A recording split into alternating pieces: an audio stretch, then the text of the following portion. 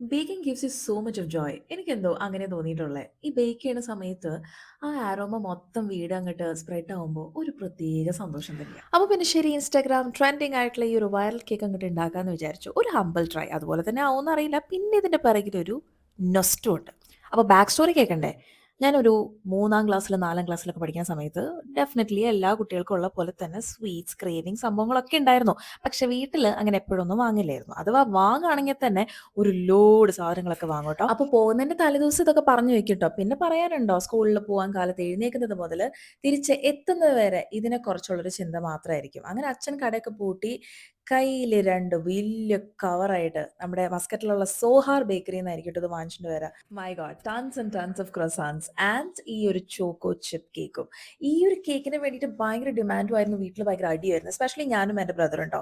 എന്നിട്ട് ഞാനെന്ത് ചെയ്യും നൈസായിട്ട് ഒരു 3, 4, 5 പീസൊക്കെ ഇങ്ങട്ട് ഒളിപ്പിച്ച് വെക്കും. അപ്പോ 3 ദിവസം കൊണ്ട് തീരുന്ന സാധനം ഞാൻ ഇങ്ങനെ അതൊരു 6, 7 ദിവസം എക്സ്റ്റെൻഡ് ചെയ്യും. ഇന്നതൊക്കെ ആലോചിക്കുമ്പോൾ എനിക്ക് ചിരിയാ വരുന്നത്. ബിക്കോസ് അന്നത്തെ ലക്ഷ്വറി അതായിരുന്നു. ഇപ്പോഴത്തെ പിള്ളേരെ പോലെ ആഗ്രഹിച്ച കാര്യമൊന്നും വേഗം കിട്ടില്ല. നമുക്കത് ഒരുപാട് വെയിറ്റ് ചെയ്യണം. ആൻഡ് ആ ഒരു വെയിറ്റിംഗ് പീരിയഡിന് ഒരു സ്പെഷ്യൽ ഫീൽ തന്നെയായിരുന്നു. So what do you think? അല്ലേലും എന്തൊരു കാര്യം നമുക്ക് പെട്ടെന്ന് അങ്ങോട്ട് കിട്ടിക്കഴിഞ്ഞാൽ അതിനൊരു ത്രില്ലില്ല. കുറച്ചൊക്കെ വെയിറ്റ് ചെയ്ത് അതിന് വേണ്ടിയിട്ടൊക്കെ കഷ്ടപ്പെടുമ്പോൾ അതൊരു പ്രത്യേക സുഖം തന്നെയാണ്. So do try this out. I'm sure you will love it because it's so buttery soft and moist. And definitely you will enjoy it. So recipes in the caption below. Let me know how it went.